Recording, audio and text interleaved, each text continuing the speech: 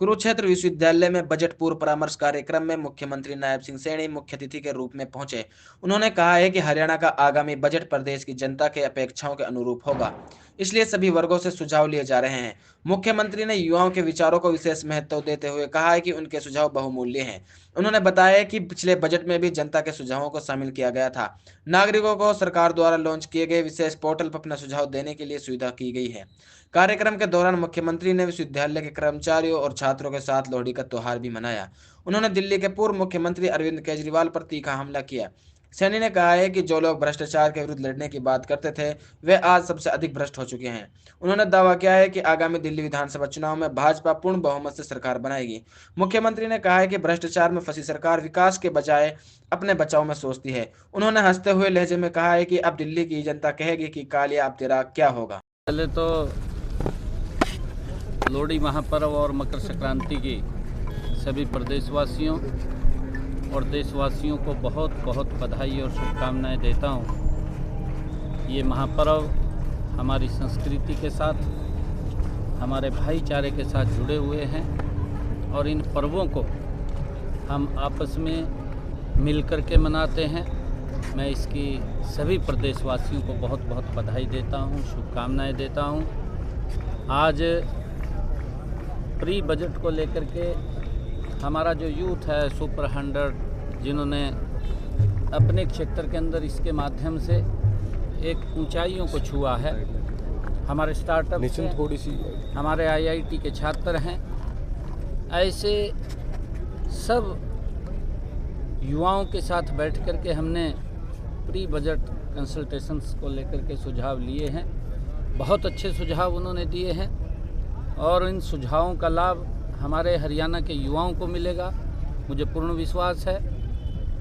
क्योंकि जो सोच एक युवा की होती है, वो सोचता है कि मैं किस प्रकार से काम को आगे बढ़ा करके पैरों पर खड़ा हो सकूं। जो यहाँ पर सुझाव दिए गए हैं इस बजट के अंदर, उनको हम सम्मानित करेंगे और सम्मानित करके मुझे पूर्ण विश्वास है कि हरियाणा के युवाओं को इसका बड़ा लाभ मिलेगा।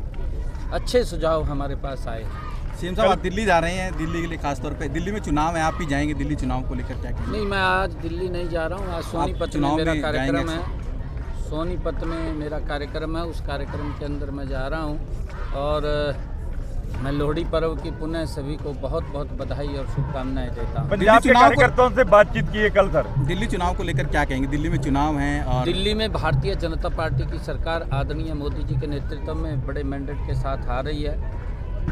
क्योंकि वहाँ की जो सरकार है लगातार झूठ बोल करके लोगों का पेट भरती रही है। लोग अब समझ चुके हैं, जो व्यक्ति आम आदमी की बात करता था वही व्यक्ति ने आम आदमी का शोषण किया है और जो व्यक्ति सुविधाएं ना लेने की बात करता था उसने सबसे ज़्यादा सुविधाएं लेने का काम किया है और लोगों को झूठ बोल करके वोट लिया है। लोग समझ चुके हैं और उनके झूठ का पर्दाफाश हुआ है। क्योंकि दिल्ली के लोग भी जानते हैं कि ये व्यक्ति जो कांग्रेस को गालियाँ दे करके और भ्रष्टाचार की लड़ाई लड़ करके वो सत्ता के ऊपर काबिज हुआ था, सबसे ज़्यादा भ्रष्टाचार की दलदल में अगर कोई डूबा है तो वहाँ की सरकार डूबी है।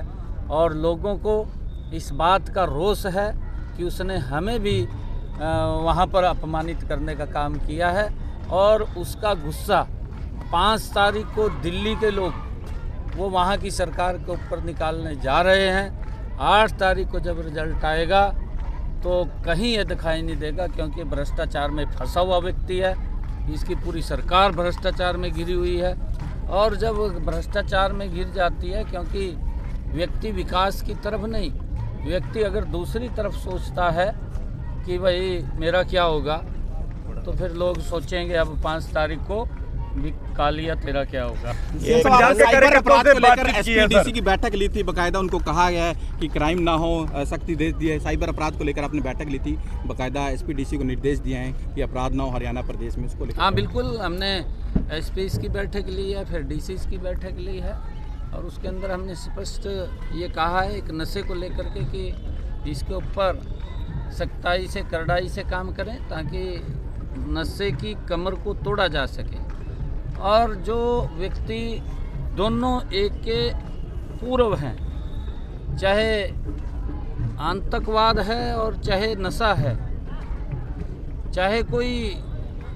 गलत गतिविधियों में शामिल है, उन सब को तोड़ने का काम, उन सब को रोकने का काम समाज के लोगों से भी मैं अपील करूंगा कि इस नशे के अंदर आगे आकर के आएँ, अपने बच्चों से भी वार्तालाप करते रहें, उनका ध्यान भी रखें कि बच्चा कहीं गलत रास्ते पर तो नहीं है।